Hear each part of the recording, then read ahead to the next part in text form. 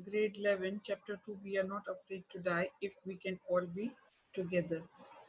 This chapter has been penned by Gordon Cook and Ellen East. The story is about a 37-year-old businessman who is the narrator of the story. He, along with his wife and two children, set the voyage.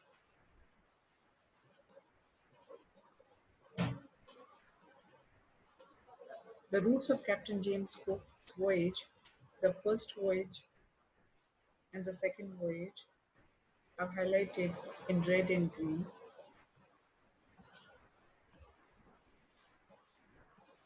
The narrator's family is a descendant of Captain James Cook.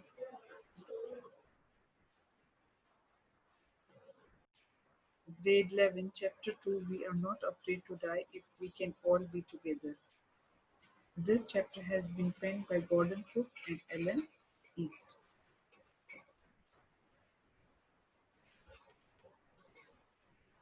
This chapter is penned by Gordon Cook and Ellen East, and in this story, the narrator, who is 37-year-old businessman, sets a voyage. He, along with his family members, planned the voyage.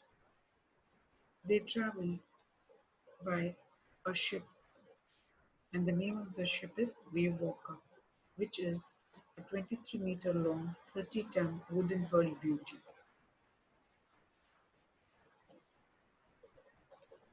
The routes of Captain James Cook's voyages have been marked here. The route of Cook's crew following his death is shown as a dashed blue line. So this is what you can see to check the route of Captain's last voyage. The narrator's family is a descendant of Captain James Cook, whose round-the-earth voyages are popular in the history. After 200 years of Cook's chain of journeys, the narrator and his small family set sail in July 1976. Once in the atrocious southern Indian Ocean, the ship was hit by a gigantic wave. The ship has been referred to as a boat here. Breaking a section of the boat and the ribs seem to be broken. Through the hole or the dents, the water streamed in the ship. It was a kind of a war, and the captain had to struggle hard to make the people on the boat survive.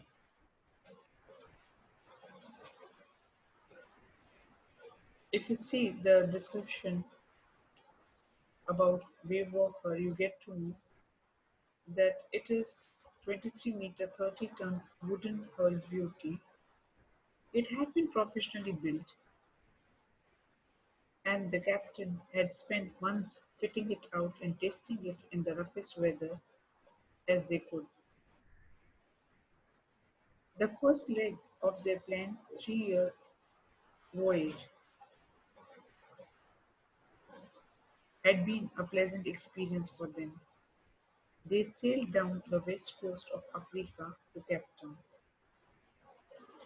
There, before heading east, they took on two crewmen, American Larry Vigil and Swiss Herb Sigler, to help them tackle one of the world's roughest seas, that is, the southern Indian Ocean.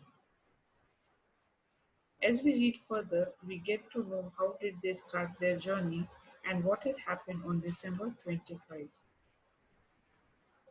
On December 25, they celebrated Christmas,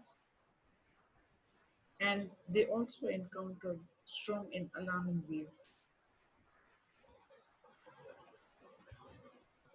The weather changed for worse on January 2.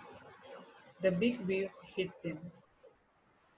They tried to slow the ship down by dropping storm jib and hit a heavy mooring rope in a loop across the stern. This is how they tried to control the lurching of the ship, but nothing worked out. They carried their life raft drill, attached lifelines, and donned life jackets and oilskins. This is how they prepared to face the disaster. The first indication of impending disaster came at about 6 p.m. with an ominous silence. The wind dropped and the sky immediately grew dark. Then came a growing roar, and an enormous cloud towered aft of the ship. With horror, the captain realized that it was not a cloud, but a wave like no other that he could have ever seen. By the time he could think about doing something to control Wave Walker, a torrent of green and white water broke over the ship. His head smashed into the wheel, and he was aware of flying overboard and sinking below the waves. He accepted his approaching death. He lost his conscious state of mind and felt peaceful. Unexpectedly, his head popped out of the water. A few meters away, Wave Walker was near capsizing, her mass almost horizontal. Then a wave hurled her upright. His lifeline jogged out.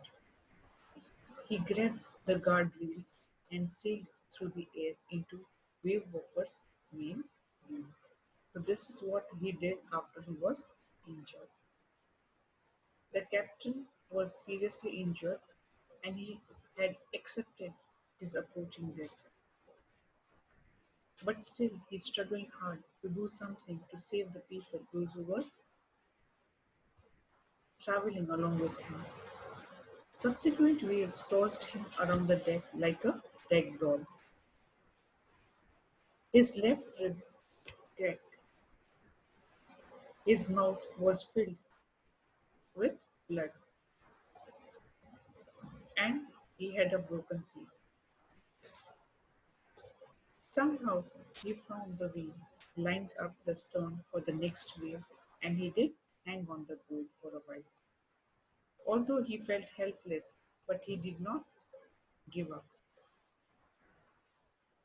After a short while, Mary appeared. After seeing what was happening, she said, "We are sinking." The decks were smashed with water. "Take the wheel," the captain shouted. And this is how Mary took the control of the ship. Lady and Hope were pumping the water out of the ship.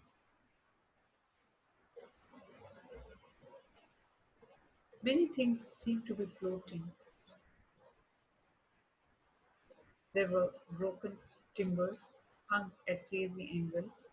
The whole starboard side bulged inwards. Clothes, crockery, charts, tins, and toys sloshed about in deep water.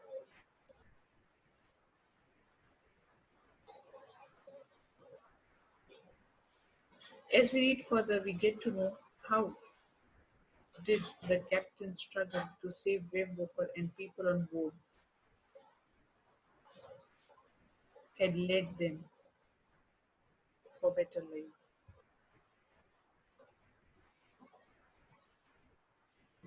This is during their voyage. I half swam, half crawled into the children's cabin. As he entered in the children's cabin, he asked, "Are you all right?" "Yes," they answered, from an upper bunk. "But my head hurts a bit," said Susan, pointing to a big bump above her eyes. I had no time to worry about bumped heads. This is what the captain felt. After finding a hammer, screws, and canvas, I struggled back on deck. With the starboard side bashed open, we were taking water with each wave that broke over us. So this is how, as he was trying to convince the children that they were fine, and as he was checking the equipment, that they were carrying along during the voyage on Wave Walker, he tried to fix the things out. In fact, there was nothing holding up a whole section of the starboard hull except a few cupboard partitions. This is what the narrator observed. Everything seemed to have been damaged. We had survived for 15 hours since the wave hit, but Wave Walker wouldn't hold together long enough for us to reach Australia. He checked the charts and calculated that there were two small islands a few hundred kilometers to the east. One of them, Isle Amsterdam, was a French scientific base, and that seemed to be their only hope. And he tried to plan his voyage accordingly. He hoped to reach Isle Amsterdam, which seemed to be like a pinprick in the vast ocean. But their respite was short-lived. At 4 p.m., black clouds began building up behind them. Within the hour, the wind was back to 40 knots, and the sea seemed to be getting higher. Why is it so? Because they were gigantic wheels. The weather continued to deteriorate throughout the night, and by dawn on January 5, the situation was again desperate. Things seemed to be uncertain, and when he went into the children's room to comfort them, John asked, "Daddy, are we going to die?" The captain tried to assure him that they could make it, but the child was very much eager to know what could happen next. Jonathan was a brave boy. He inspired the captain indirectly. He said that we are not afraid to die if we can all be together. He also said that he is happy with his family members and he is not feeling afraid of the disaster. The best he could do to determine was that they were somewhere in the ocean, which looked around 65 kilometers wide island. As the captain could see the island nearby, he thought that he could make it. While he was thinking, Susan moved painfully and joined them as they were conversing. The left side of her head was very swollen and her blackened eyes narrowed to slits. This shows that Susan was severely injured, but she did not complain of her pain. She gave a card to the captain. She mentioned that what did her parents mean to her. She laughed a lot as well. There was a beautiful message drafted inside the card.